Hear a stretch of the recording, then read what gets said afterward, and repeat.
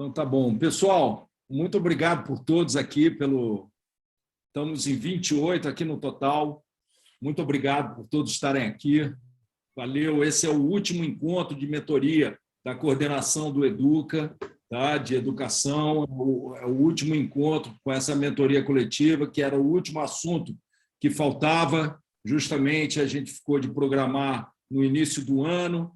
Aí, com a entrada, os movimentos todos, a gente só conseguiu programar agora para fevereiro. Tá?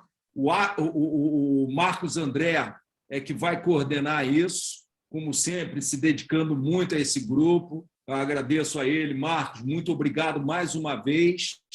Tá? E eu vou passar a bola para você. Pessoal, muito obrigado. Valeu. Vai lá, Marcos. Show. Boa tarde, pessoal. Sempre um prazer estar aqui de novo com vocês. O tema que a gente vai abordar hoje é governança corporativa. A gente encaminhou para vocês o link de uma recomendação de um documentário para vocês assistirem. Vocês assistiram? A metade. Eu gosto assim, de sinceridade. Parcial. Bom, esse documentário ele é muito interessante por vários aspectos. Um primeiro aspecto é porque ele é um fato real, né? Ele mostra a realidade de como como se deu a crise de 2008. A partir, mesmo assim, eles falando que era uma crise imobiliária, mas ela relata para a gente um pouco de como funciona o mercado financeiro. E por que eu recomendei esse vídeo para vocês? Porque governança ela nasce a partir dessa necessidade de controle e auditoria de investimentos e de como as empresas geram dinheiro. Então, o tema governança ele começa a existir no mercado, ele começa a ganhar força no mercado sempre após um grande evento que cause uma crise financeira ou um grande escândalo financeiro. Então, para a gente pegar só os últimos, no Brasil, a gente tem aí a liquidação do Banco Pan-Americano, a gente tem a liquidação do Banco Santos, a gente tem nos Estados Unidos a falência da Enron, da WorldCom, que culminaram na criação de uma lei norte-americana chamada Lei Sarbanes-Oxley, ganhou esse nome em homenagem ao deputado e o senador que criaram a lei, que é o Paul Sarbanes e o Michael Oxley. Mas a gente tem no mercado outros instrumentos de regulamentação. Então, por exemplo, para você comprar uma empresa, existe uma regulamentação da Comissão de Valores Mobiliários e existe uma regulamentação do CAD. O CAD ele avalia se essa compra, se ela não vai enfraquecer o mercado através de monopólio e se não vai criar uma concorrência desleal e um agrupamento num setor específico de mercado em um único player. E a CVM ela vai avaliar a origem do dinheiro, se isso não é lavagem de dinheiro ou dinheiro ilícito. E, obviamente, você tem aí a Receita Federal que vai apurar todos os impostos dessa transação. Então, para todo segmento, existe uma governança, e a gente chama essa governança de governança compulsória. Se você é uma health tech e você está criando, por exemplo, um medicamento, você está sujeito a regras da Anvisa. Se você é uma health tech de saúde e vai oferecer serviços de saúde, como plano de saúde, coisas do tipo, você está sujeito a regulamentações da Agência Nacional de Saúde. Se você é uma fintech, dependendo do tipo de serviço que você vai oferecer, você está sujeito às regras da B3, que é a Bolsa de Valores brasileira, ou do Banco Central. Então, só para a gente não se estender e não falar de todos os segmentos, mas para cada segmento de mercado, dentro até de uma coisa que a gente tinha falado lá no modelo de maturidade de startups, que é o PESTEL, a análise PESTEL, uma das coisas que a gente avalia é os impactos políticos, econômicos, legais e estratégicos. Então, uma regulamentação de mercado de governança, por exemplo, ela inviabiliza um modelo de negócio. Parece engraçado isso que eu vou dizer, mas eu já falei, pelo menos, acho que mais de 20 vezes, que eu me lembre, para fintechs, que o que elas estavam fazendo não podia ser feito sem pedir autorização para o Banco Central. E o pessoal da fintech não sabia. O que é engraçado, porque o pessoal já estava mais de um ano desenhando MVP já, desenvolvendo protótipo, para eu poder dizer para eles o seguinte, cara, isso daí precisa de autorização do Banco Central, vocês não podem ser banco digital, vocês não podem ser corretor de valores sem uma autorização do sistema financeiro brasileiro para poder funcionar. Então, isso é governança. Agora, existe um outro nível de governança que não é a compulsória, não é uma lei, não é uma norma. A gente chama isso de governança de mercado ou governança de diferencial. É aquela que você não é obrigado por lei a seguir, e geralmente ela não é uma norma, elas são boas práticas, mas se você seguir, você pode dizer para o mercado que você tem aquele nível de governança. E isso acaba revertindo em marketing. Então, a Bovespa, antes de virar B3, a Bovespa lançou os índices de governança da Bovespa, que ela chamou de nível 1, nível 2 e novo mercado. Nível 1, você tinha um nível mínimo de governança. Nível 2, você tinha um nível razoável. E novo mercado, você tinha todos os critérios definidos pela Bovespa para você comprovar que a tua empresa tinha. Então, se você fosse escolher abrir ações, se você fosse abrir ações da sua empresa na Bolsa de Valores, você poderia dizer se você queria ingressar no nível 1, nível 2 ou novo mercado. É óbvio que o novo mercado tinha controles mais apurados, os controles eram muito maiores. Então, você escolhia. Você podia entrar sem governança nenhuma, ou nível 1, ou nível 2, ou novo mercado. O que aconteceu foi que, após os 2 primeiros anos da criação desse nível de governança da Bovespa, a Bovespa apurou que mais de 60% de todas as transações de ações feitas em 2 anos foram feitas em empresas novo mercado. O que isso significa? A governança, ela reflete em confiança, transparência e segurança para o investidor. Então, o investidor, na hora de colocar dinheiro, ele vai escolher colocar dinheiro numa empresa que não tem o mínimo controle financeiro, que você não tem garantia se aquela empresa tem um plano de negócios, tem um plano estratégico, se ela tem uma formação de equipe adequada, se ela tem um controle de custo, se ela tem um plano de desenvolvimento de TI, de continuidade de negócio, enfim, questões básicas que um plano de governança vai ter. Se você não comprova minimamente que você tem isso, é você colocar dinheiro no escuro. Você está colocando dinheiro numa empresa que você não tem a mínima ideia de como aquela empresa vai fazer aquilo.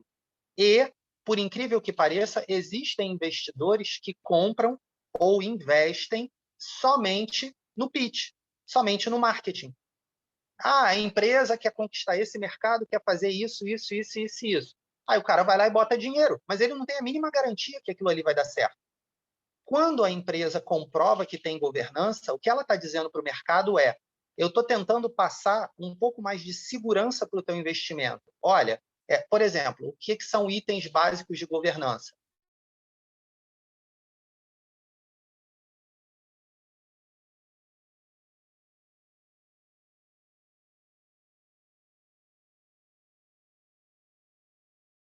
Tem a mínima ideia de negociação e de negócios. Não que as pessoas não possam aprender essas habilidades e desempenhar elas, mas quando você cai para um investimento série A, B, C ou D, os fundos de investimento grandes, até você virar unicórnio, eles vão começar a exigir um outro nível de capacitação dos founders. Tanto que eu lembro que lá em Atitudes Empreendedoras, lá na fase 1, eu mostrei para vocês que de todos os founders dos unicórnios, 70% deles foram fazer curso no exterior, foram fazer MBA. Foram fazer MBA para poder ter uma experiência e colocar no currículo que eles estavam aptos a gerenciar aquela empresa, que não era mais uma startup que estava começando ali pequena. Agora tem que virar uma empresa sólida. Algumas startups optam por dizer o seguinte: vamos contratar gente de mercado. Para essa pessoa de mercado passar essa segurança. Então, o currículo e a experiência dos gestores é um item de governança. Quanto mais você tiver transparência e documentação de tudo, documentação, transparência e rastreabilidade de processo de tudo que está sendo feito na empresa, maior o nível de governança. Então, os níveis de governança eles vão de acordo com o quanto você consegue comprovar. Eu vou dar exemplo de avaliação de governança que a gente já está fazendo com o modelo de maturidade de startups. A gente chega para a startup e fala: Você tem o modelo de negócio validado com o cliente? Tenho, está aqui. A jornada do cliente, o mapeamento da persona, a análise de mercado, quem são as possíveis personas, o mapeamento de quem são essas empresas, o formulário de entrevista com essas empresas e o resultado da validação. Se a startup mostra isso para a gente, isso comprova que ela tem um grau de governança em relação à modelagem de negócio dela. Agora, se a gente chega para uma startup e pergunta, como é que você fez a modelagem de negócio dessa tua hipótese de negócio? Eu joguei um formulário lá no Google Forms e 20 pessoas responderam, os meus amigos de faculdade, e eles disseram isso daqui. Eu considero que está validado. Isso mostra um outro nível de transparência, rastreabilidade e documentação. Então, resumindo, basicamente, a governança, ela sempre... Assim, eu vou dizer que a governança ela sempre aperta após uma crise. Há um escândalo global. Não sei se vocês viram, tinha um documentário no HBO Max, que era uma startup financeira. Eu esqueci o nome desse documentário agora, mas a menina, ela era uma mulher, a founder, ela arrecadou bilhões, porque ela prometia um remédio revolucionário através de uma pesquisa revolucionária que a startup estava fazendo, e ela vai em programas de televisão, ela vai na Oprah, ela vai em vários programas e ela fica famosa. E depois o pessoal descobre que o remédio nunca existiu, que era tudo uma fraude, que ela só queria captar investimento. Sempre depois que esses escândalos acontecem, o mercado de investimento ele tende a ficar mais cético e exigir níveis de governança maiores. Eu tenho para mim, como análise de mercado futuro, que o nível de exigência de governança das startups ele vai começar a crescer conforme os investimentos aumentarem e conforme os fracassos aumentarem. Rafael, é isso mesmo, The Inventor, Out of Blood, é isso mesmo. Ela, se não me engano, ela prometia a cura de doenças pela análise do sangue, não é? Era isso mesmo, Teranos, isso mesmo, era o nome da empresa, isso mesmo. Vale a pena vocês verem esse caso, tem vários vídeos no YouTube, várias reportagens falando sobre esse caso, mas hoje, o que a gente percebe no mercado de startup e fazendo uma anatomia das crises, das bolhas, a bolha ela tem uma curva ascendente que começa com entusiasmo. Esse entusiasmo ele começa a gerar mídia e logo em seguida ele começa a gerar novos entrantes de investimento.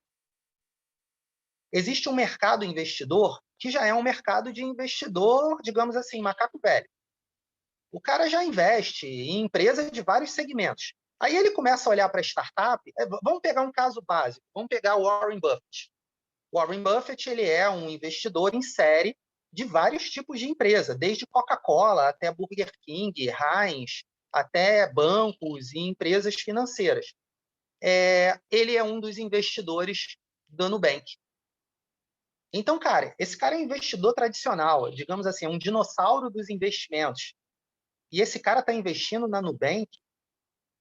Primeiro, que ele tem uma carteira de investimento diversificada. Outra, que ele está olhando para uma empresa que ele já identifica ali coisas que trazem uma segurança mínima para ele colocar dinheiro. Você não vai ver um Warren Buffett, por exemplo, com um perfil de investidor conservador, que ele já disse várias vezes em entrevista que ele é um investidor conservador. Você nunca vai ver ele investindo em Bitcoin, pelo menos não no momento atual.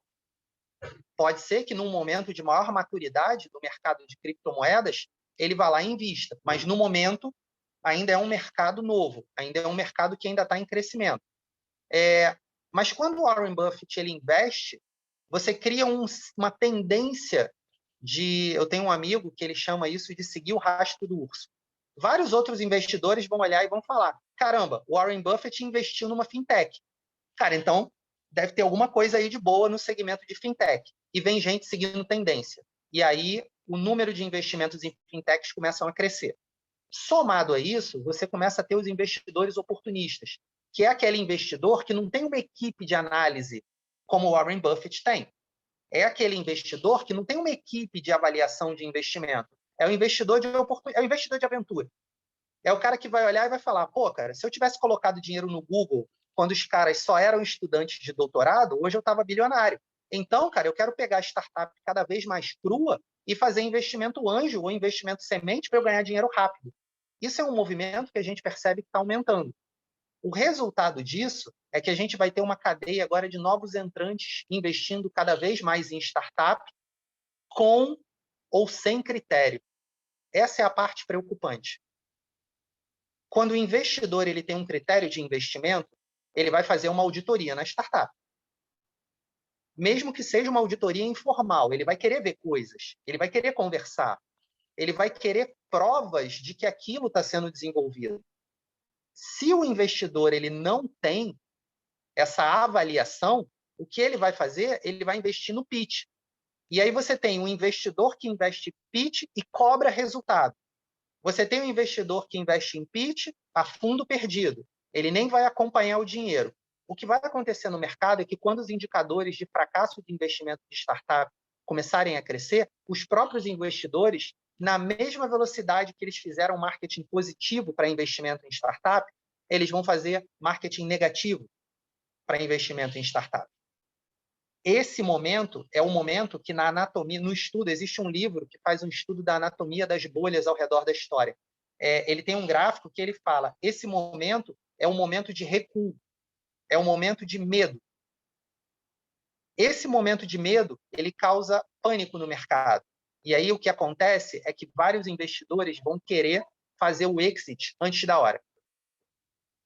Tanto que o Eric Ries, que foi que escreveu o livro Startup Enxuta, ele criou um modelo de investimento em startup que ele chama de investimento de longo termo. O que significa isso? Cara, se você faz investimento seed numa startup, você não vai pegar esse dinheiro de volta em um ano. Porque seed é para você passar pela ideação, escalação e tração. Você só vai ganhar isso num exit, lá no Série A, ou então quando a empresa alcançar crescimento de faturamento orgânico. Então, lá nos Estados Unidos, isso está sendo estruturado, é uma modalidade de investimento para proteger a startup. No Brasil, a gente não tem esse mecanismo regulatório ainda. Então, significa o seguinte, hoje, um investidor ele pode colocar dinheiro numa startup e depois ter uma atuação comportamental igual um agiota. Porra, botei meu dinheiro aí e me devolve. Não existe mecanismo legal hoje no Brasil que regulamente os contratos de investimento em startup. O mais próximo disso que a gente tem é o marco regulatório, o marco legal das startups, que ele diz o seguinte, investimento anjo, você não precisa fazer parte do capital social, mas o valor desse investimento ele é regulado pela CVM. Só que a preocupação, nesse momento, é muito mais para evitar que as startups virem lavagem de dinheiro, que o dinheiro que entra seed ou investimento anjo em startup não seja um dinheiro não rastreável, mas que isso fique lá previsto que a CVM ela tem a notificação de que essa startup recebeu esse aporte e que teve um exit desse dinheiro lá no final. Tirando isso, o modelo de contrato de investimento em startup hoje ele é completamente aberto. Cada advogado pode fazer o seu modelo que acha mais adequado, cada startup pode fazer o seu modelo pegando o modelo pronto na internet, ou consultando o advogado, ou até indo pelo que o investidor está oferecendo. E aí a gente tem casos hoje de investimento chamado leonino. Eu já li modelo de investimento em que basicamente era assim, se a startup não alcançar a meta nos 2 primeiros anos, 100% das ações da startup vira do investidor. E o founder é expulso da startup. Aí eu virei para o founder da startup e falei, tu vai assinar isso? Ah, eu nem tinha me atentado para essa cláusula. Cara, basicamente o que essa cláusula aqui está dizendo é o seguinte, se você não der o dobro de retorno para esse cara em 2 anos, a startup é dele. O código é dele. O nome da empresa é dele. E você vai assinar. A partir do momento que você assinar, isso passa a ter valor legal. Você não pode nem ir na justiça e dizer, olha, eu achei que eu fui lesado. Não, você concordou. O que o juiz vai alegar é, você assinou, você foi coagido para assinar? Se você assinou por livre e espontânea vontade, foi vontade sua. Então, assim, os modelos de investimento em startup hoje, eles estão completamente abertos. a tendência é os investidores começarem a qualificar o investimento através de startups que tenham um mínimo de governança. Que mínimo de governança é transparência? A gente pode usar o modelo de maturidade de startup que o Marcos, o Átila e o Badejo fizeram. Ali tem um guia de coisas que a gente pode gerar. Ou a gente pode usar o guia de referência do IBGC, que acabou de lançar um guia de referência também para startups. O importante é que você não diga para o investidor que você não tem nada. Por exemplo, o investidor vai dizer assim, onde está hospedado a tua aplicação? Minha aplicação está na nuvem, mas qual é o teu plano de continuidade? Cara, não sei o que é isso. Putz, você pode ter uma base de crescente de 10 mil clientes e da noite para o dia sair do ar. Quantas startups a gente vê sumindo por causa disso? Por causa de falta de memória no servidor de cloud. Saiu do ar. Aí sabe o que todo mundo faz? Eu lembro que foi o início, deixa eu me lembrar qual foi. Eu não me lembro agora se foi o Banco Inter ou se foi o Next. Um desses bancos digitais, logo no início da operação deles, deu um bug e ninguém conseguia ver o saldo. Imagina o que aconteceu. Você está com o teu dinheiro no banco, você entra no aplicativo e o teu dinheiro não está lá. Acho que o saldo dava um saldo diferente do que era. Eu não me lembro agora qual foi a falha específica, mas imagina o pânico. As pessoas correram para encerrar a conta e para transferir o dinheiro. Então, uma simples falha em TI, ela pode abalar a confiança do branding da empresa frente ao mercado e aos investidores. E tudo isso são itens que estão compostos num plano de governança. O documentário, depois, se vocês assistirem até o final, vocês vão ver o seguinte, o que causou a crise de 2008, o que eles mostram ali no documentário é apetite ávido dos investidores por retorno rápido, não importa de que maneira. E aí a regulamentação parece engraçado, mas é um jogo de gato e rato. Você não pode criar uma lei muito hermética, porque se você fizer isso, você engessa a inovação do mercado. Então, é sempre assim, a inovação acontece, gera alguma crise ou alguma perda financeira, para depois você vir com a regulação. Então, a governança ela sempre anda atrás da inovação. No caso das startups, que é o público agora que a gente está conversando, vocês são inovadores. Vocês estão lançando modelos de negócio inovadores, vocês estão oferecendo soluções disruptivas para mercados que antes não tinham essa solução. E, obviamente, vocês vão ver empresas e investidores receosos, com dúvida, querendo ver, me prova. Deixa eu ver se isso funciona de fato. Quando você apresenta um modelo de governança e você fala, minha startup funciona baseado nisso daqui, isso passa uma maior transparência e tende a passar mais segurança na hora de captar investimento. Ou seja, resumindo, entre 3 startups para investir, se o retorno esperado delas é muito parecido, do ponto de vista de investimento, a que tem maior governança sempre vai ser escolhida, porque ela transmite mais segurança. É o mesmo critério que vocês usam, por exemplo, para abrir conta num banco. Facilidade, comodidade, tecnologia, segurança, estabilidade, e aí vocês confiam em colocar o dinheiro ali. Vai ser o mesmo critério para as startups. Então, governança para startup vai ser uma coisa que vai começar a acontecer, os investidores vão começar a exigir, mas, como eu falei, na minha análise, a primeira tendência é uma euforia e gente investindo de qualquer jeito. Investindo de qualquer jeito e querendo um retorno rápido. A hora que isso começar a dar errado, isso vai aumentar o ceticismo e vai aumentar a exigência por governança. Vai chegar um momento que quase toda startup vai precisar ter governança, mínima, mas vai precisar. Eu não estou falando de uma governança, uma auditoria da Deloitte ou da Ernst Young e KPMG. Não, eu estou falando de plano, documentado. Não é aquela coisa que a gente vê às vezes, cara, cadê teu modelo de negócio? Cadê teu Canvas? Eu não fiz, como a gente ouve várias vezes. Não, aquele que não tiver um Canvas documentado e atualizado durante a jornada da startup está fora da rodada de investimento, porque não transmite confiança. Esse dia vai chegar. Eu não consigo dizer com precisão, até porque se eu conseguisse dizer isso com precisão, eu estaria ganhando dinheiro investindo no mercado, porque eu seria algum guru aí de ter bola de cristal. Eu não sei quanto tempo isso vai demorar, mas a tendência é isso acontecer baseado em mercados parecidos. Todo mercado inovador ele passa por essas fases. Uma fase de euforia, uma fase de ceticismo, uma fase de regulação e depois uma fase de normatização. Isso vai acontecer com as startups.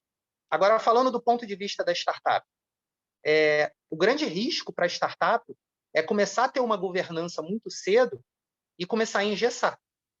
Ou começar a gerar muito documento e perder a agilidade.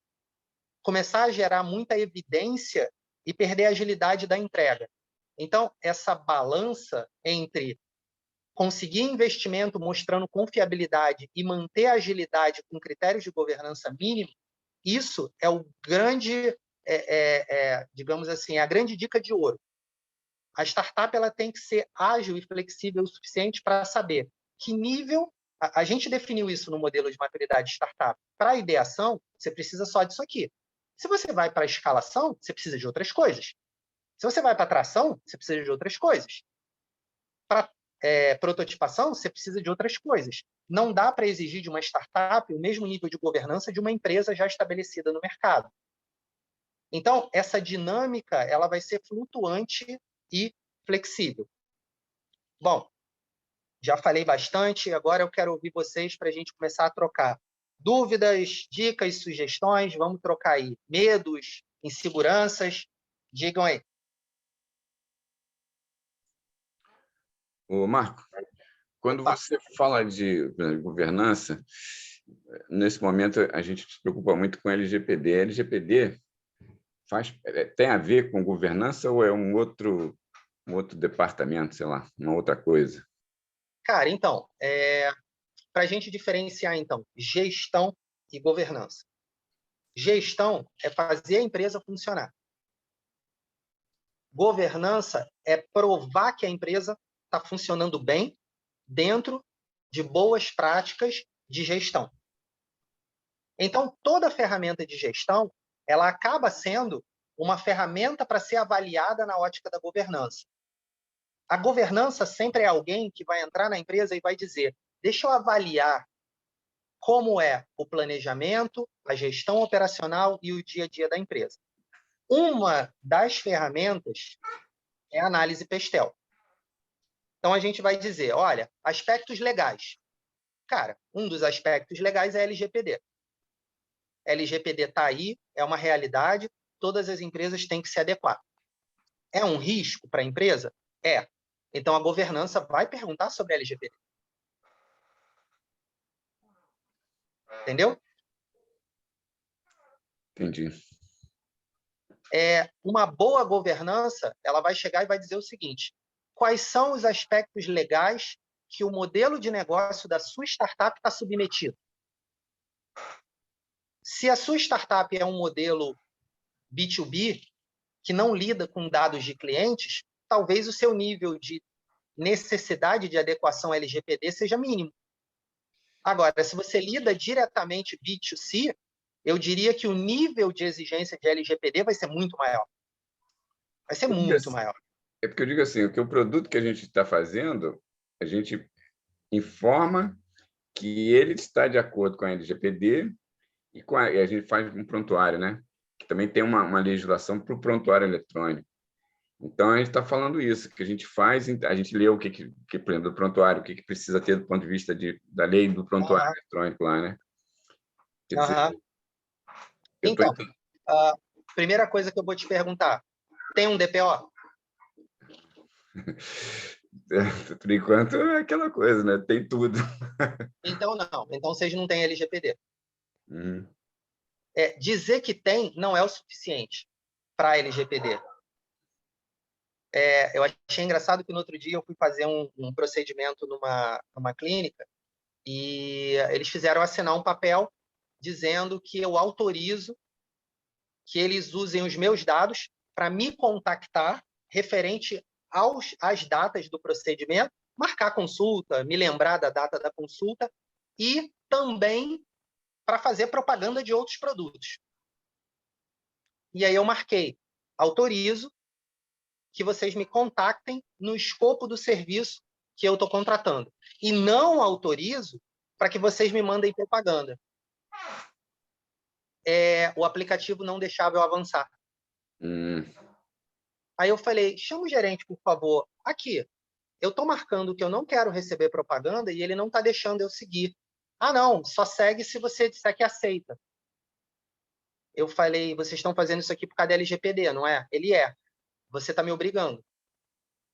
Você está me obrigando a fazer uma coisa. A LGPD, ela diz que o dono do dado, ele tem a liberdade para decidir o que é feito com o dado dele.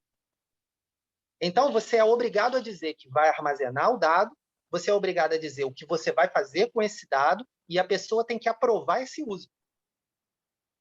Só que o que você está me dizendo eu só faço o serviço para você se você deixar eu fazer propaganda. Não, eu não quero propaganda e eu sou livre para dizer que não quero propaganda. Então, cara, desculpa.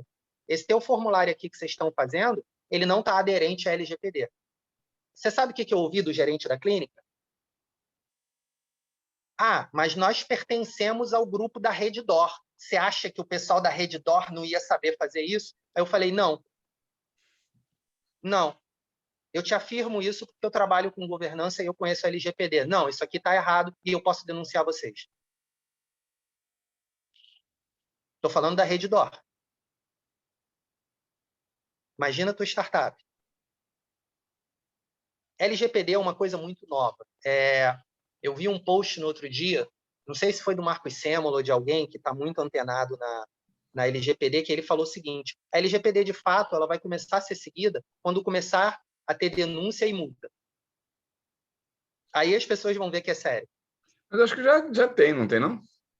Multa? Acho que ainda não.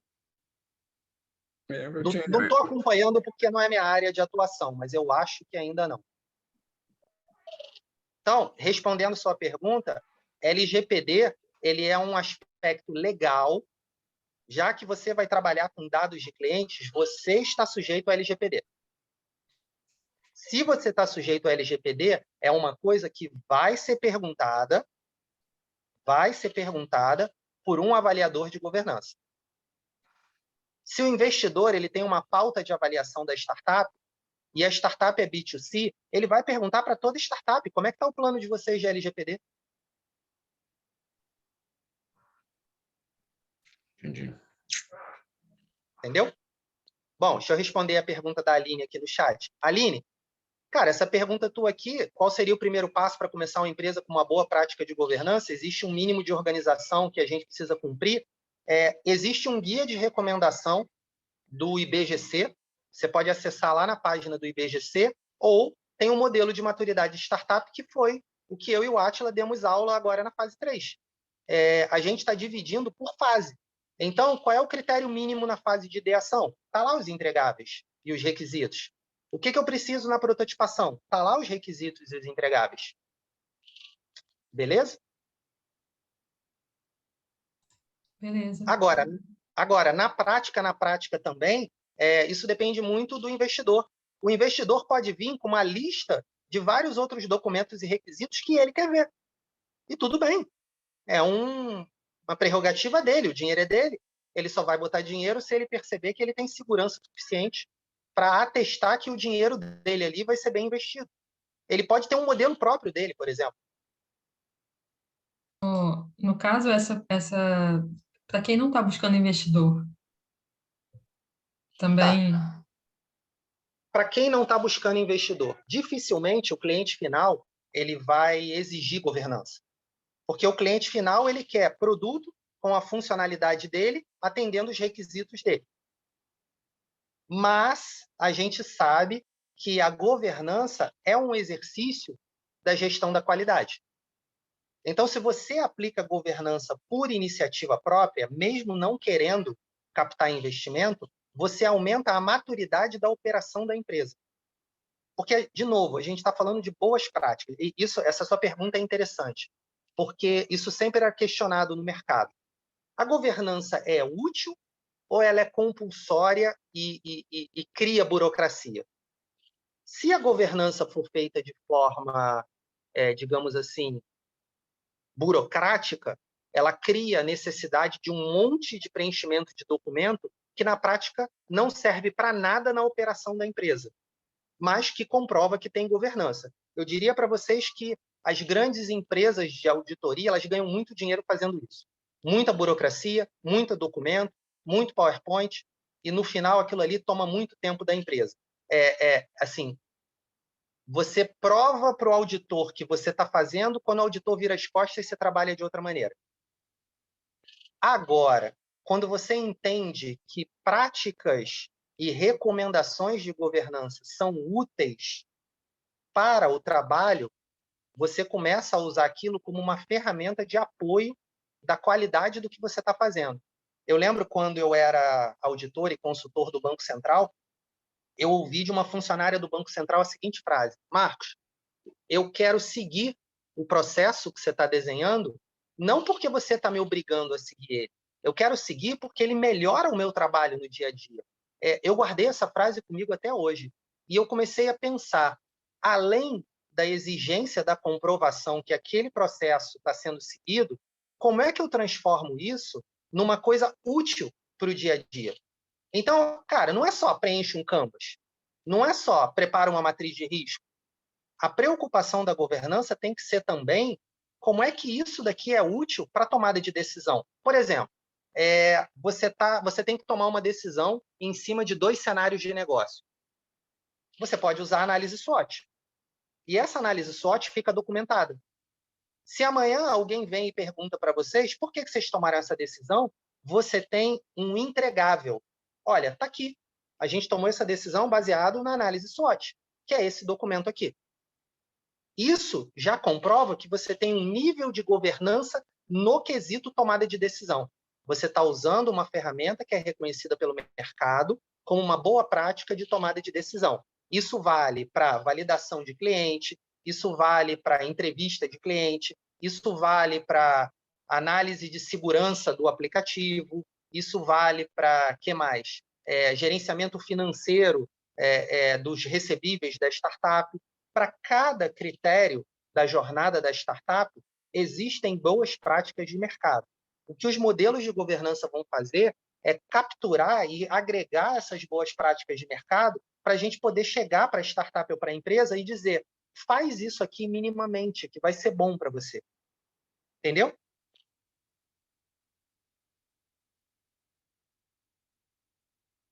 Sim, muito boa explicação. Obrigada. E aí, gente, o que mais? Ô, Marcos, deixa eu te fazer uma... Opa. Tudo bem, cara? Uma reflexão, até vai um pouco além, né, do ecossistema startups, assim. Fiquei meio curioso, assim, de saber a sua visão sobre tendências, né, futura da governança corporativa, né, olhando até essa questão o que a pandemia também trouxe, né, de consequências, enfim, umas tendências, uma visão futura do que vai mudar. Talvez entram lá alguns parâmetros novos, sei lá, mais preocupação com equidade, tem essas novas diretrizes, né? Por favor. Tá. Então, eu trabalho com governança. Na verdade, eu direcionei a minha carreira para governança, eu acho que desde 2005. Desde 2005, eu larguei operação de TI, aquela parte mais TI mesmo, e fiquei só na gestão e governança de TI. O que eu acompanhei? Eu acompanhei a criação de vários modelos. ITIL, COBIT, PMBOK, que mais? Babok, TOGAF, vários modelos desse de mercado surgiram. E surgiu muito serviço de auditoria e consultoria. E, como eu falei, a cada escândalo que surgia, a governança tinha novos elementos, novas leis eram feitas, novas práticas de mercado surgiam. A tendência de mercado é seguir as práticas de governança que se mostram mais sustentáveis, digamos assim, e também que estão na moda. Cara, se os investidores estão usando esse parâmetro aqui para avaliar, o mercado todo vai querer ser avaliado dentro daquele parâmetro. Isso é uma tendência de mercado. O que acontece? Isso evolui dinamicamente em função de, como eu falei, normas e regulações, em função de gestão da qualidade, que é garantir que as coisas vão ser feitas com qualidade, e também em função de marketing. E aí eu sei por que da tua pergunta. Quando você está falando de um mercado de ESG, Environment, Social e Governance, esse governance aí, ele entrou meio que aos 45 do segundo tempo. Porque antigamente se chamava meio ambiente e responsabilidade social. Meio ambiente e responsabilidade social é um nível regulatório para empresas de um determinado porte e de determinados segmentos. Empresas de determinados portes e segmentos são obrigadas a ter uma parte do faturamento destinado para investimento social e meio ambiente. Por exemplo, uma fábrica que vai extrair recursos naturais, vai extrair água, uma Vale, por exemplo. A Vale é obrigada a ter uma fiscalização ambiental dentro do corpo de funcionários e ter práticas relativas à sustentabilidade e meio ambiente para que eles não façam exploração predatória dos recursos naturais. Então, nesse caso, é regulatório, é uma governança compulsória por lei. Existem leis ambientais que a Vale e empresas que exploram recursos naturais são obrigadas a cumprir. Não tem como fugir. Até então, isso eram requisitos ambientais. E aí começou a ter a responsabilidade social. Existe uma lei que diz o seguinte: se a empresa investir até 2% do faturamento dela em iniciativas de responsabilidade social, ela pode reverter isso em abatimento de imposto. Então, o que a empresa faz? Eu vou criar aqui um instituto ou uma fundação, eu vou usar esse instituto ou fundação para pegar esse dinheiro que eu pagaria de imposto e eu vou investir em atividades sociais. Isso criou um outro setor de mercado chamado terceiro setor. Na prática, a gente sabe que tem uma mini lavagem de dinheiro aí, porque esses institutos e fundações são da família, são dos amigos, e aí você cria uma ONG que presta serviço para a empresa, mas no final o dinheiro continua circulando dentro daquele grupo. Mas faz-se vista grossa porque tem um trabalho social por trás. Então, a maior parte dos investimentos sociais tem um documentário, um filme, que ele faz uma crítica a esse modelo de investimento social. Se não me engano, o nome dele é Quanto Custa ou é por Quilo? É uma crítica a esse modelo de investimento social só para fazer marketing. Mas, enfim, as empresas hoje, elas fazem investimento social para abater do imposto e as empresas descobriram que, se elas forem socialmente responsáveis, elas ganham mais clientes. Os clientes gostam de comprar de uma empresa socialmente responsável. A Natura, ela vende bem os produtos dela porque os produtos são feitos de forma sustentável, empregando a comunidade local daquela região, elevando a renda daquela região. Eles não exploram a região, eles não botaram uma fábrica. Eles criaram uma cooperativa de produção local e os moradores daquela vila extraem aquele produto, fazem o sabão que é vendido pela Natura. Então, isso é social. É socioambiental responsável. Eu tenho uma loja que eu gosto muito das camisas dela e elas têm uma linha de camisa que é feita de plástico de garrafa PET. Cara, que legal! Eu me sinto bem usando essa camisa. Além dela ser bastante confortável e o principal, não precisa passar. Você tira ela da máquina de lavar, bota ela para secar e você já pode colocar ela no corpo direto. Mas eu me sinto bem em usar uma camisa ecologicamente. Eu me sinto responsável também por usar uma camisa que não está contribuindo para poluir o meio ambiente. Então, as empresas descobriram que investir em responsabilidade social e meio ambiente dá lucro. E aí, o que aconteceu? O pessoal criou essa tendência environment, que é meio ambiente, e social, que é a responsabilidade social. E pegaram a governança e botaram junto para dar uma liga. Criou-se uma sigla chamada ESG, Environment, Social e Governance. Aí você tem um departamento da empresa que era o antigo departamento de governança. Só que o que ele está olhando agora? Ele está olhando para a governança não só para o critério legal e de qualidade, ele está olhando também para o critério de marketing. Então, a governança passou a ser responsável pelo marketing também. A gente não tem só que botar o ovo, a gente tem que botar o ovo e cacarejar. E aí, ESG virou moda. Aí, o que virou moda nas empresas agora? Cota. O que virou moda, né? Assim, deixa eu dar o outro lado disso para vocês. Tem uma empresa que eu já trabalhei que tinha uma diretora que ela performou muito mal. E ela não foi demitida. Eles colocaram ela num cargo de diretora de blá, blá, blá, blá, blá, blá, blá, blá, blá, que na prática não significa nada. Ela está na geladeira. E aí eu tomando um chopp com o pessoal da empresa, eles viraram e falaram assim, pô, você sabe de fulana? Fulana está lá ainda como diretora, mas ela está encostada, ela não está fazendo nada. Aí eu falei, cara, por que fizeram isso? A resposta foi a mais óbvia que vocês podem imaginar. Escreve aí no chat quem sabe a resposta. Por que ela continuou como diretora? O que vocês acham?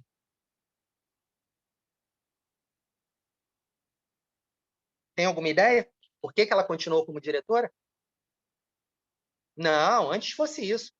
Ela não foi para... Não é para ela não ir para a concorrência. Ela ficou como diretora para a empresa poder dizer que no corpo de diretores existem X mulheres. Ela está fazendo número de marketing de diversidade e equidade. Então, muitas empresas hoje estão fazendo, no mercado de environment, tem um meme já, né? Tem uma sigla que se usa para isso. O pessoal chama de greenwashing. Não é a lavagem, não é o money washing, é o greenwashing. O pessoal está fazendo lavagem de dinheiro dizendo que está investindo em coisas sociais. Uma das coisas que até hoje eu não entendi qual é o propósito, e eu sou um grande crítico disso, é esse troço de crédito de carbono. Cara, a proposta até que é boa em si, mas as maiores empresas que investem em crédito de carbono são as empresas de petróleo. Saiu uma premiação no ano passado, o prêmio de empresa... como é que era o nome? O prêmio de empresa que mais investiu em crédito de carbono. Cara, é a empresa que mais polui. Cara, não faz sentido. Não faz sentido isso. Você deveria investir, você deveria premiar aquela empresa que o environment faz parte desde a cadeia dela de ideação. Cara, desde o início o pessoal é responsável socioambiental, desde o início. Não é que agora o pessoal está comprando carbono para poder pagar o passivo de anos e anos de poluição do planeta. Então, isso prova que isso é marketing. Então, o ESG hoje, ele é puro marketing nas empresas, na maioria das empresas. Você é justo. Tem empresas que fazem trabalho de ESG muito bons. Tem empresas que estão sendo inovadoras em ESG. Eu acho que as empresas mais maduras em ESG são as startups que nascem ESG desde o início. Empresas pequenas e médias, elas têm até uma flexibilidade maior para poder conseguir se adequar a ESG. As empresas grandes, o que elas estão fazendo é marketing. A Ambev divulgou que ia contratar uma head de saúde mental. Cara, como eu sou psicanalista e atendo pessoas e estou antenado também com esse mercado de saúde mental, porra, que iniciativa legal. Agora, deixa eu entender o que é. Eu quero ver como funciona, até porque isso pode ser um case a ser copiado. Cara, deixa eu dar uma olhada. Qual é o papel da rede de saúde mental? Se preocupar com a saúde mental dos colaboradores, tá. Mas qual é a influência dela nas políticas de gestão? Qual é a influência dela nas políticas de remuneração? Qual é a influência dela na carga de trabalho? Qual é a influência dela nas práticas de feedback e avaliação de funcionário? Qual é o papel dela no processo de desligamento? Nenhum. Então é só marketing. Agora, se você digitar aí no Google Ambev Saúde Mental. Você vai ver um monte de matéria paga que foi feita em vários veículos de comunicação sobre a contratação dela. Na prática, se você tem um conhecimento um pouco mais profundo de governo, você vai ver o processo de gestão. Não mudou nada na forma como a empresa trabalha. Para quem já leu aquele livro Sonho Grande, que conta a história da 3G e do Lehman, do Sicupira, do Marcel, desde o Garantia até a GP Investimentos, até a 3G, até a Ambev, Americanas, e o Burger King, e a internacionalização dos negócios, você vê lá depoimento dos funcionários dizendo quanto tinha de opressão, bullying, e, se não me engano, no livro, isso não é fala minha, isso está escrito no livro Sonho Grande. A Ambev é a empresa com o maior número de denúncias trabalhistas do Brasil, apurado pela pessoa que escreveu o livro. Isso está lá no livro. Se isso fosse uma inverdade, se isso fosse uma coisa muito inverídica, provavelmente o livro tinha sido tirado de circulação e a pessoa que escreveu o livro tinha sido processada. Mas isso está lá escrito no livro. Então, são empresas que têm práticas que contribuem com burnout, que contribuem com estresse, que contribuem com várias coisas que são nocivas do ponto de vista de responsabilidade social e meio ambiente, mas que fazem um investimento em ESG e jogam isso na mídia. E a mídia compra. Então, eu acredito no potencial do mercado ESG. Eu acho que esse mercado vai crescer. Tem uma pesquisa da McKinsey aí, trazendo o gancho da tua pergunta, Matheus. Você perguntou qual é a tendência futura em relação a isso. Tem uma pesquisa da McKinsey com o novo perfil do consumidor durante a pandemia e agora no finalzinho da pandemia. Uma das primeiras coisas óbvias que eles apuraram o perfil de consumo, ele saiu do físico e foi para o online. Mas uma outra coisa que eles apuraram também foi infidelidade de consumo. Esse indicador eu acho fantástico. Aquelas marcas tradicionais que sabiam que tinham market share para sempre, infinito, perderam isso, porque as pessoas estão alegando que estão dispostas a consumir produtos pela primeira vez que nunca tinham experimentado antes. Isso vale para sabão em pó, isso vale para o suco, isso vale para comida, isso vale para qualquer coisa.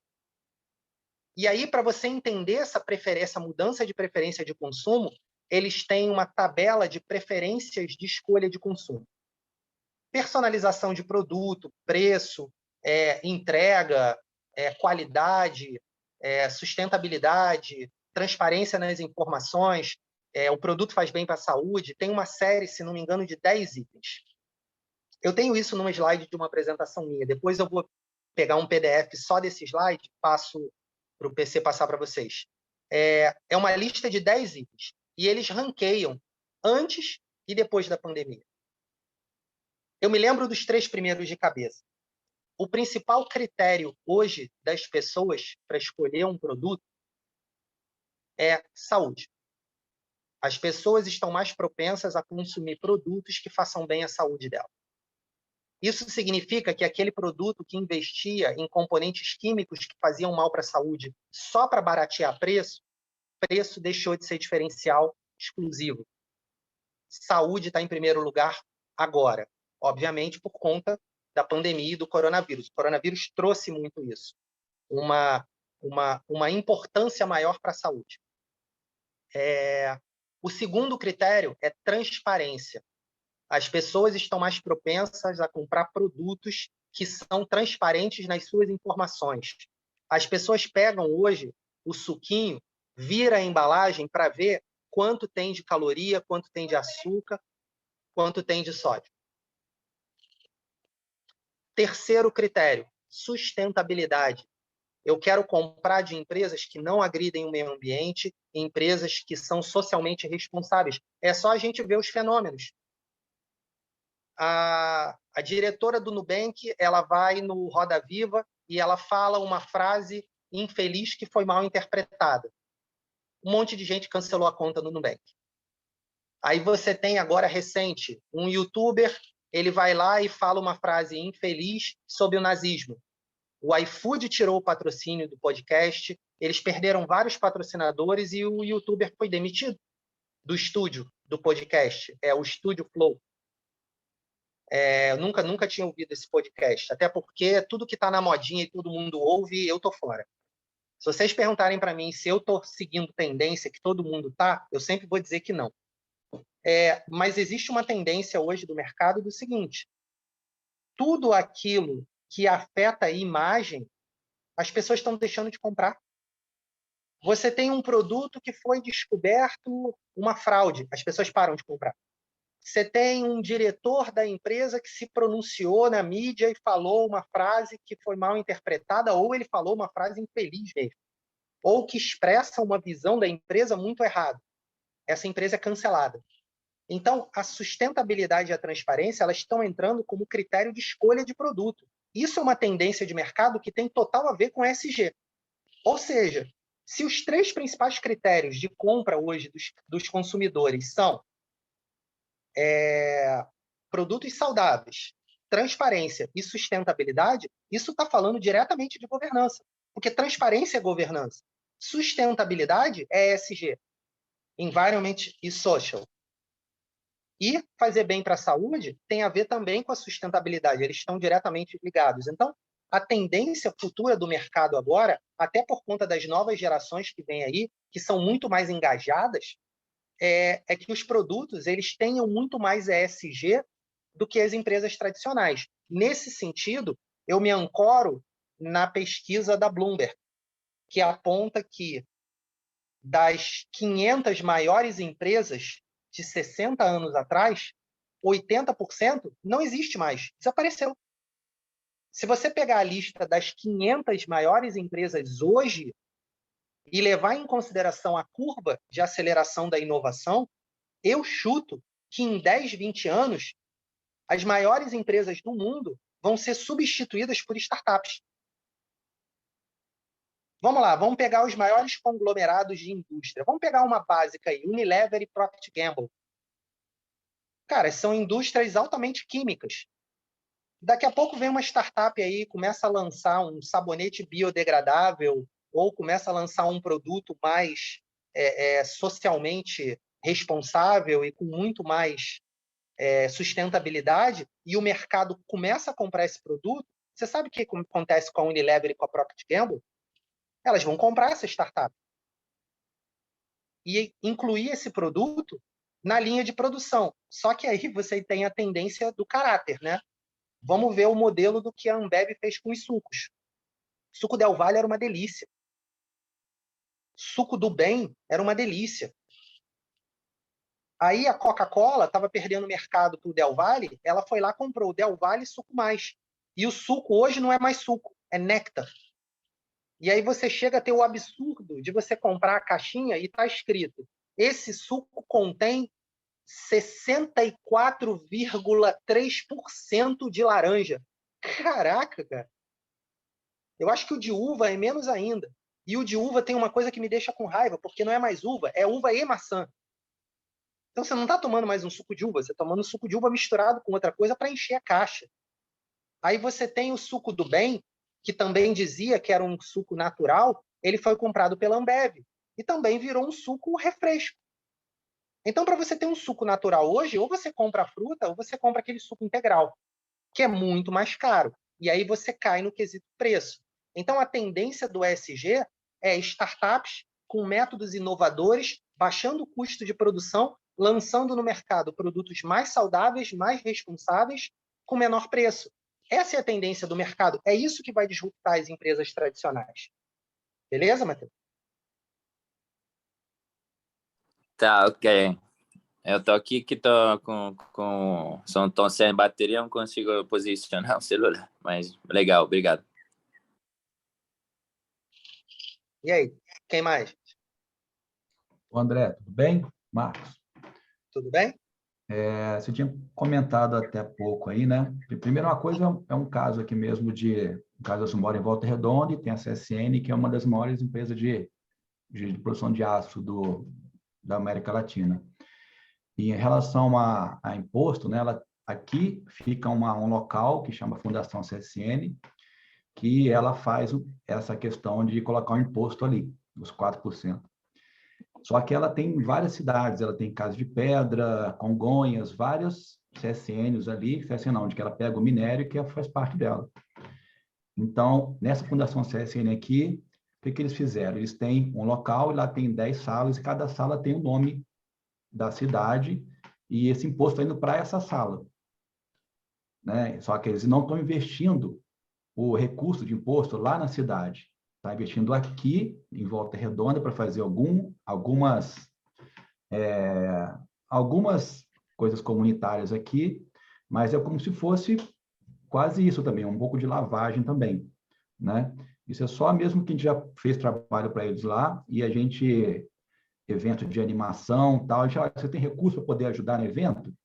A gente não tem recurso, só para a gente faz isso, faz aquilo, mas não tinha recurso. Então, é uma coisa meia complicada esse negócio mesmo de imposto para a empresa. Uma outra pergunta, isso é só, uma outra pergunta é sobre, você falou que não estava, não investia, ou seu, no caso, quando a coisa muito hypada, né, está muito na onda. E os NFTs, o que você fala sobre isso aí, das questões do NFTs, relacionamento com essa especulação que está, quando vende uma figurinha?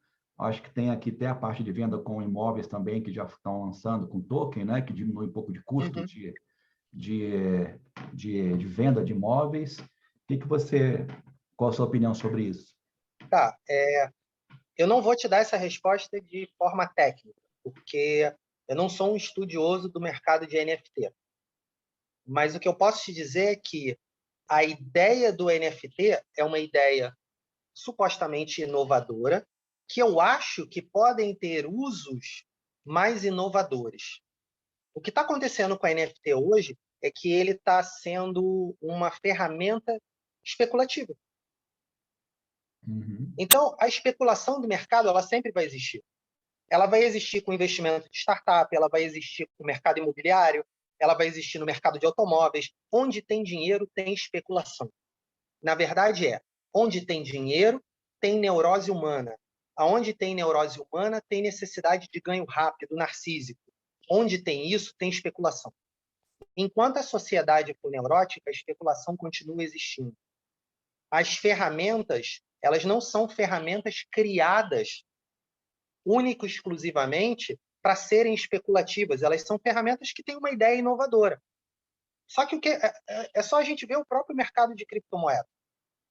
Você tem muita especulação, mas você tem muita coisa séria, que acaba até criando uma falsa sensação de que aquilo ali não é... Assim, quem não conhece, pega um jornal nacional, e aí o Jornal Nacional vai fazer todo aquele marketing sensacionalista. O rei do Bitcoin foi preso. Aí chega alguém e fala, cara, você quer investir em Bitcoin? Eu não. O cara foi preso. O cara que criou... Aí a conversa que você vai ouvir no bar da esquina o cara que criou isso aí foi preso. Tu não viu no Fantástico? Cara, não tem nada a ver, cara. Então você tem uma popularização ignorante da coisa que acaba sendo um entrave. Mas isso acontece por conta da especulação. A especulação sempre vai existir. Sempre, sempre. Eu estava lendo essa semana que o governo liberou a extensão gov.br para as pessoas criarem e-mail. Imagina o que aconteceu. Fraude. As pessoas criaram um e-mail. Receita, restituição, gov.br.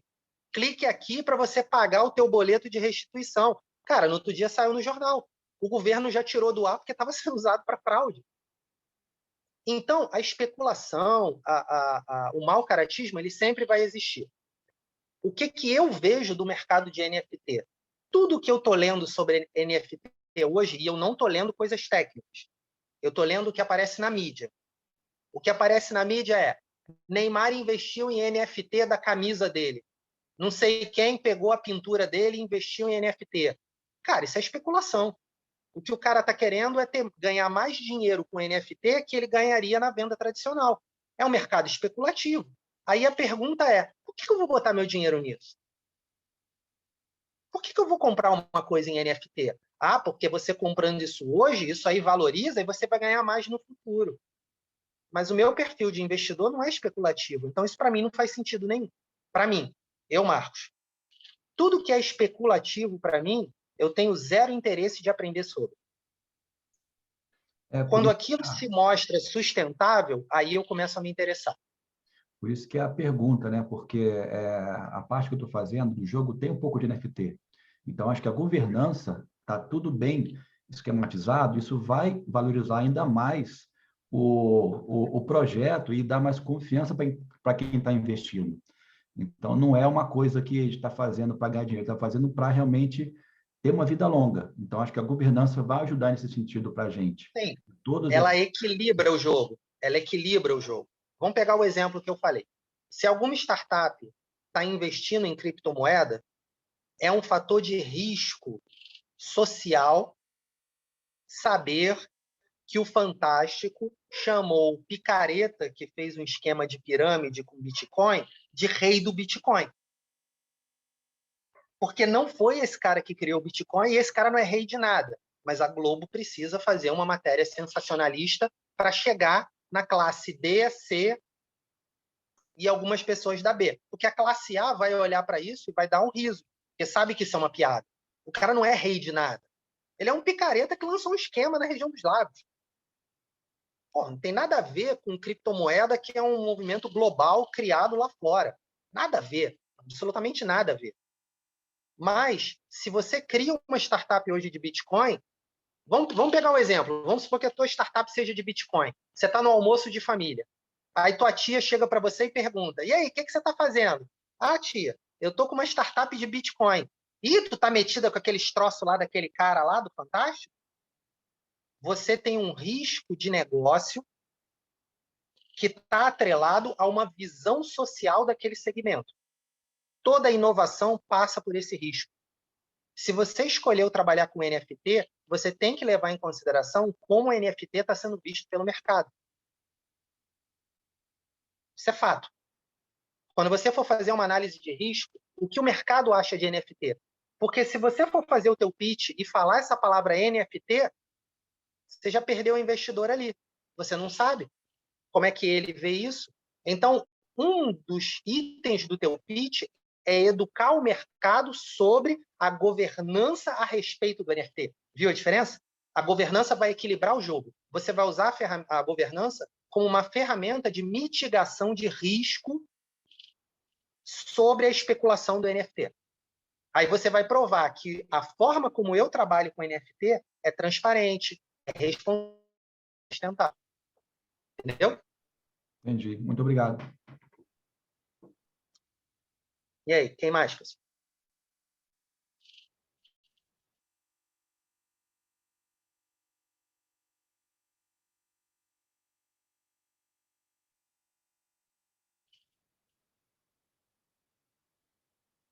Mais alguma dúvida, pessoal?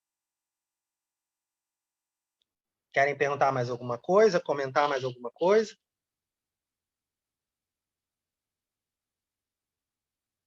Isso é que é. A gente sabe, fala tudo e não deixa nenhuma dúvida com ninguém, né, não, gente? Ninguém quer saber Eu mais já falei, nada? esse é aquele momento que eu fico tenso. Eu não sei se todo mundo entendeu tudo ou se não entendeu nada. Eu estou fazendo papel de bobo. Pode ser, né? Não, mas algumas perguntas feitas parece que estão entendendo, a gente acha. Então, vamos lá. Governança é para todo mundo? Para quem quer captar investimento, desejável, recomendável e é um diferencial para captar investimento. Ah, eu não quero captar investimento. A governança, ela é obrigatória para mim? Não. Ela é útil? É. Se você souber usar com parcimônia. Você não precisa cair numa governança para ter todos os entregáveis e todo o nível de conformidade, porque aquilo ali não vai ser mostrado para ninguém. O que você vai olhar é se essas ferramentas fazem sentido para você usar no apoio à tomada de decisão. Se fazem sentido para você usar no dia a dia. Beleza, gente? E aí, como é que vocês estão? De dúvida? PC está na Era hora só de dar isso? isso aí? Hein, PC, está na hora de dar isso aí? Eu Oh, acho que não. Eu acho que não. Né? Eu acho que tem gente ainda tem dúvidas aí. Ninguém Ó, gente, essa comentou. é a última mentoria, hein? ô Marcos, eu, um tempo atrás, acho que foi antes da pandemia, eu vi um texto super interessante, mas eu vou até buscar aqui, porque eu acho que eu compartilhei no LinkedIn na época, falando das empresas que estão adotando modelos de governança baseado em modelos de comunidades. E nessa época eu fiquei bastante interessada assim, nesses temas. Você conhece esses termos de governança baseada em comunidade, em formato de comunidade? O que seria, mais ou menos? Acho que horizontalidade, tipo, divisão não hierárquica, né? De projetos, diversidade. Tá, e isso não é gestão? Porque Ah, mas gestão horizontal é uma coisa. Gestão não hierárquica, autogestão, gestão colaborativa, isso é gestão, hum, não é, é governança, isso é gestão. pode ser. Eu vou achar o texto aqui, e aí eu falo, Tá, assim, vou dar uma olhadinha. assim, pelo que você me descreveu, isso está com muito cara de autogestão. Para quem se interessar sobre o tema, tem um livro chamado Reinventando as Organizações, de Frederic Laloux. Que ele fala sobre esse conceito de autogestão. É tudo isso que a Aline trouxe aí. Gestão horizontal, sem hierarquia, divisão de tarefas e responsabilidades colaborativas. É bem inovador e disruptivo no que diz respeito à gestão. Mas é gestão, não é governança. O Marcos, Oi, está me ouvindo bem? Que está oscilando tô. muito. É o seguinte, eu não vi ninguém perguntar, e o IBGC publicou, foi colocado até aqui no chat, um governança corporativa em startups e scale-ups. Uhum. Você pode comentar alguma coisa sobre isso? Sim, sim. O IBGC ele é pioneiro no Brasil no tema governança corporativa. Eles lançaram um guia de referência de governança corporativa para empresas de capital aberto. Ele tem bastante material interessante para conselho de administração. Se não me engano, até o Edmundo ele é conselheiro de administração certificado pelo IBGC. Ele fez a formação do IBGC. E com esse advento das startups e scale-ups, o IBGC ele começou a olhar para essas startups unicórnio. Que, na verdade, se a gente for falar em termos de nomenclatura, não existe startup unicórnio. Existe uma empresa com valuation de 1 bilhão, o que não é mais uma startup. Bom, a Endeavor ela começou a separar um pouco isso aqui no Brasil. As startups elas participam de comunidades, de aceleradoras, de hubs, de ecossistema. Quando você vira uma scale-up, geralmente essas empresas procuram a Endeavor. Então, se vocês forem procurar, eu estou no celular agora, mas deixa eu ver se eu consigo digitar aqui no site, no chat. Consigo. Se vocês forem procurar o site dela, é a Endeavor. Vocês vão ver lá que eles estão direcionados para trabalhar com scale-up. Não é mais startup, scale-up. Empresas que estão escalando. São empresas que já estão incomodando grandes players. E ali é um outro pessoal. Ali é um outro nível de investimento. Ali é um outro nível de conversa. E o IBGC faz parte da Endeavor. Então, por parceria com a Endeavor, o IBGC pôde fazer pesquisa com essas scale-ups. E aí, ela pegou as práticas de governança corporativa que ele já tem no Manual de Governança Corporativa, deram uma... Cara, Aline, eu vou comentar daqui a pouco o que você botou aí. Essa eu faço questão de comentar, mas deixa eu terminar aqui primeiro. Ai, gente, deixa eu até respirar. Vamos lá. Estava falando da Endeavor. Então, eles pegaram o manual que eles já tinham de governança corporativa, junto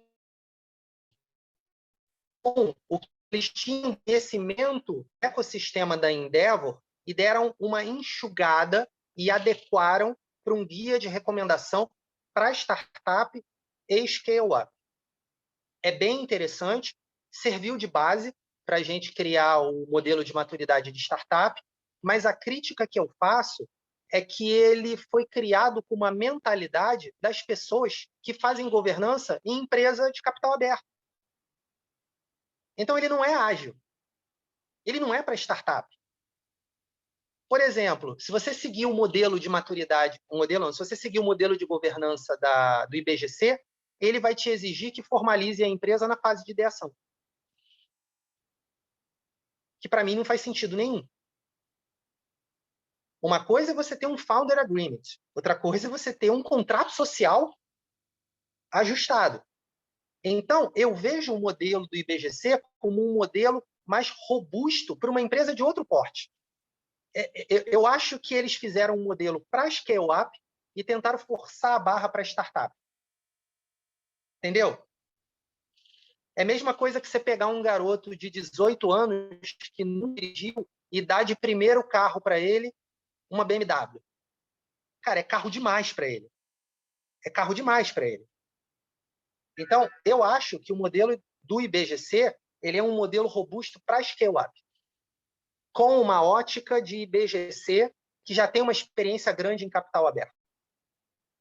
Quando você traz isso para startup, a avaliação que a gente fez, eu, Átila e Badejo, é que o modelo do IBGC ele ainda é um pouco pesado para as startups.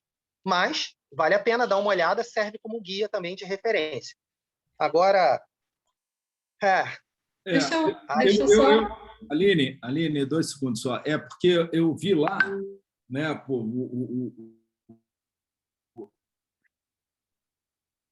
entre os sócios, né? E ele vai falar um pouco da abertura. Realmente, eu concordo contigo que é um pouco pesado, mas é um guia que é muito válido para esse grupo, principalmente para esse grupo que está aqui, que passa nas fases todas que a gente passou de ideação e que a gente está agora em produto, que é bem interessante, de validação. Então, que é bem interessante eles darem uma olhada, porque, pelo menos, tem alguns termos ali que a gente vem tocando já ao longo desse ciclo, né? Que é muito interessante. Por isso que eu comentei e pedi para você comentar, tá, André? Desculpe, Aline. Não, tranquilo, é isso mesmo, é isso mesmo. Ele é um guia. É um guia de referência. Ele não é uma governança compulsória, ele é um guia de referência e de recomendação. Mas o que eu ia falar lá, que eu parei para respirar, gente, não existe governança ambidestra. Isso sei lá que invenção louca é essa daí. Existe gestão ambidestra. Gestão ambidestra é uma coisa que 2 professores de Stanford, de Harvard, escreveram em 2012. Esses caras escreveram uma coisa em 2012 que só hoje que as pessoas estão lendo e está fazendo sentido, que é a gestão ambidestra. O que eles estão dizendo no artigo deles? A gestão ela falha quando ela tenta conjugar a operação do dia a dia com a inovação.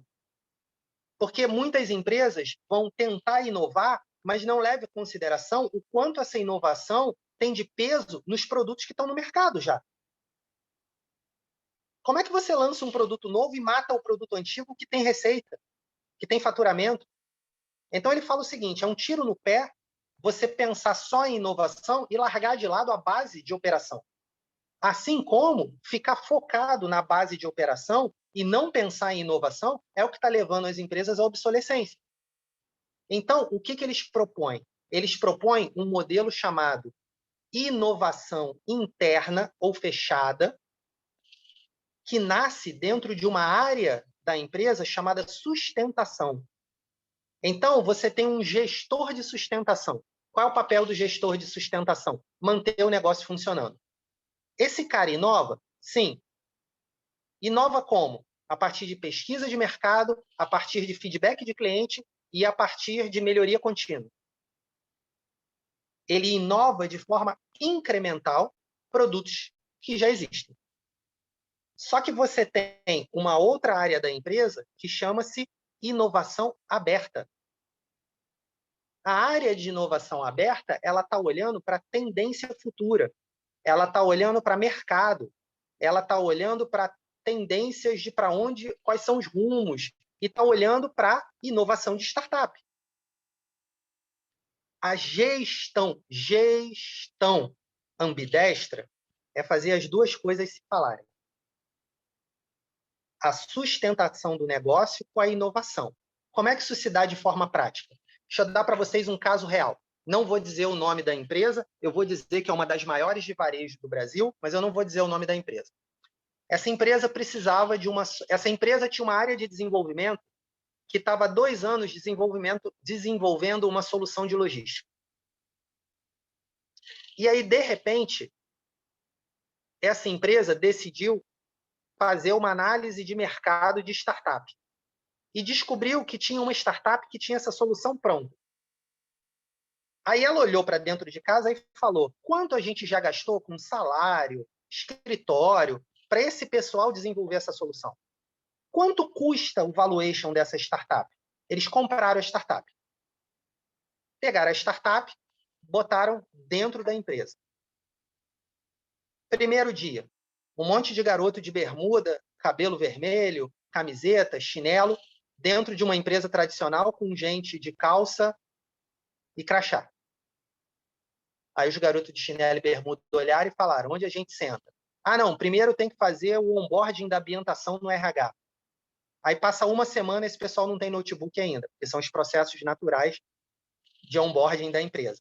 Aí não tem o acesso à rede, não tem a credencial. Aí o garoto da startup fala: pô, eu não quero trabalhar aqui não, isso aqui é lento demais. E pede demissão.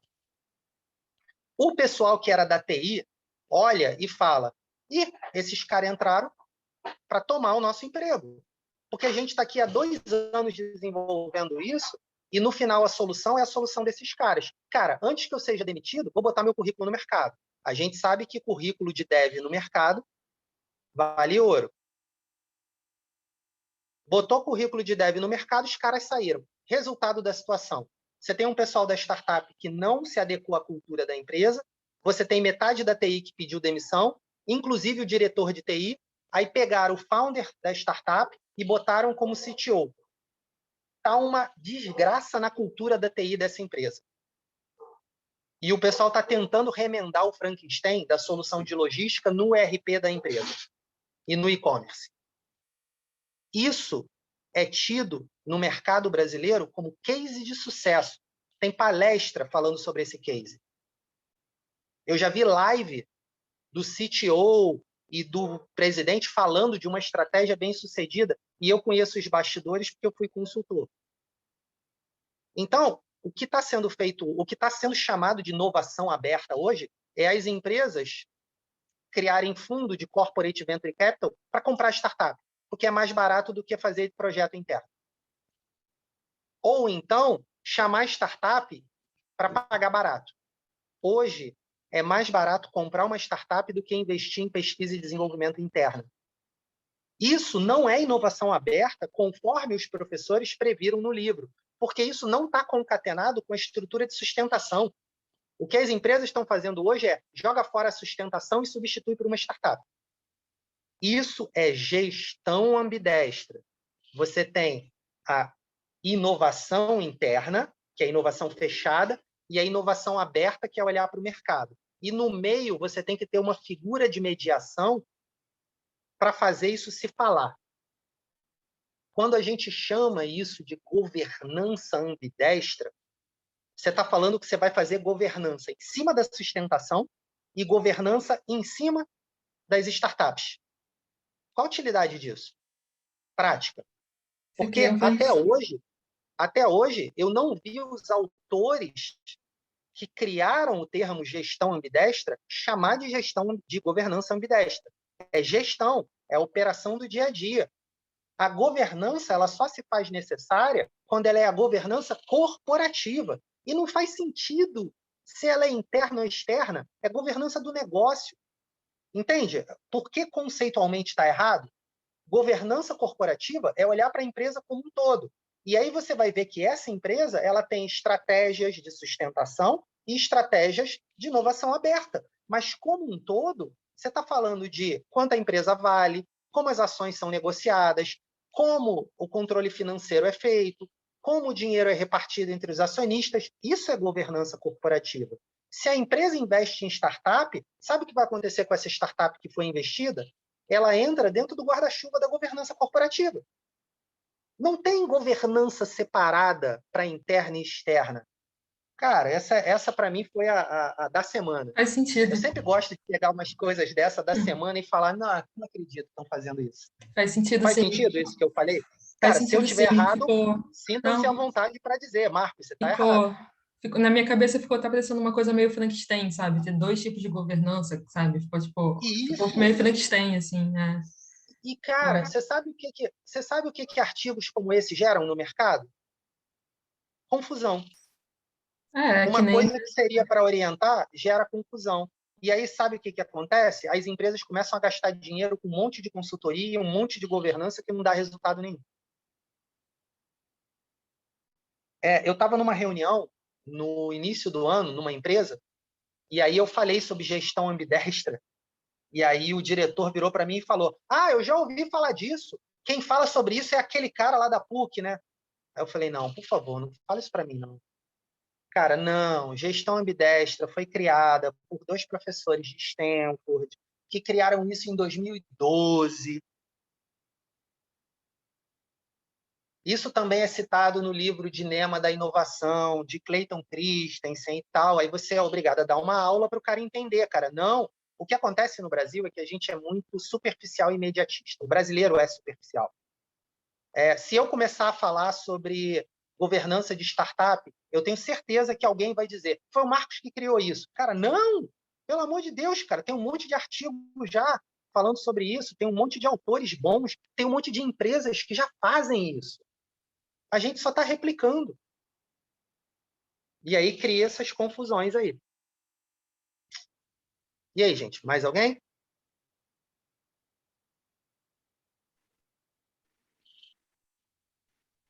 Já estamos indo para o final da festa, PC? Bem, se não tiver mais nenhuma pergunta, estamos indo para o final da festa. Eu pedi a Thaís, solicitei a Thaís que fizesse o formulário de avaliação, mas ela está complicada. Depois a gente vai colocar, disponibilizar lá para vocês o formulário de avaliação lá na plataforma. Por favor, quem estiver presente, mais uma vez, avalie lá, que é muito importante para a gente, né? É um crescimento contínuo que a gente faz, tá bom?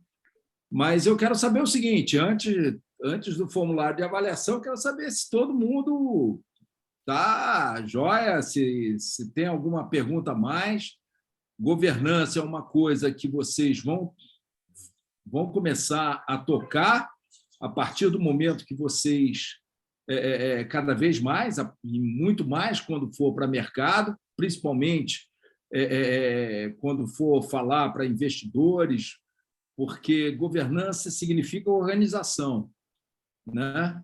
Então, é você saber governar a sua startup, saber caminhar com ela, né? Eu acho que no frigir dos ovos é isso, né? Uma coisa mais simplista, por isso que governança, por isso o nome governança, né? Mas André, posso falar? Pode, por favor. Senão eu acabo falando demais e o professor aqui é o Marcos, não sou eu. Porque eu, de uma certa forma, eu custei a entender que tinha uma diferença, desculpa a ignorância, tá? Mas tem uma diferença entre governança e gestão. Para mim era a mesma coisa. E agora, ao final de tudo, eu estou concluindo que não é. Governança é uma coisa maior, me parece assim, o que a gente vai fazer? E gestão parece que é um negócio mais detalhe, efetivamente, como que aquela parada vai ser feita? Cara, resumindo, gestão é o que você tem que fazer. Governança é o que você comprova que fez. Que você comprova? Ah, tá. Porque tudo bem, é o como, né? É o como você diz. Gestão é fazer funcionar. Governança é você comprovar que fez bem feito. Eu acho que fica, eu não sei, pelo menos, desculpe se eu estiver errado, Marcos, pelo meu tempo aí de experiência em empresas, né? Gestão é uma coisa que trata justamente como os processos são feitos, são executados, e a governança, qual o direcionamento que o negócio está atento. Ele vai num nível não operacional, mas mais de visão estratégica, se eu posso falar isso. É correto falar isso, Marcos? Então, sim, qualquer empresa, assim, uma empresa não funciona sem gestão. Então, a empresa de todos os portes tem que ter gestão. Só vai ter governança as empresas que entendem isso como um critério estratégico de otimização de custo, porque fazer melhor significa eu quero fazer melhor mais barato, eu quero fazer melhor com mais qualidade, eu quero fazer melhor comprovando para o mercado que eu sou bom, eu quero fazer melhor e quero fazer marketing disso, aí entra a governança. Entendeu? Então, sim, é um critério estratégico. Será que a gente pode botar isso? Eu sou filho de marinheiro, né? Será que a gente pode colocar isso, por exemplo, quem gerencia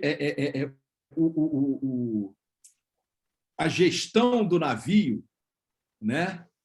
Fazer com que o navio ande, tenha bom rendimento. E, na verdade, a governança é que bota o caminho na rota certa. Né? Não sei se posso falar dessa forma, fazer essa analogia, não.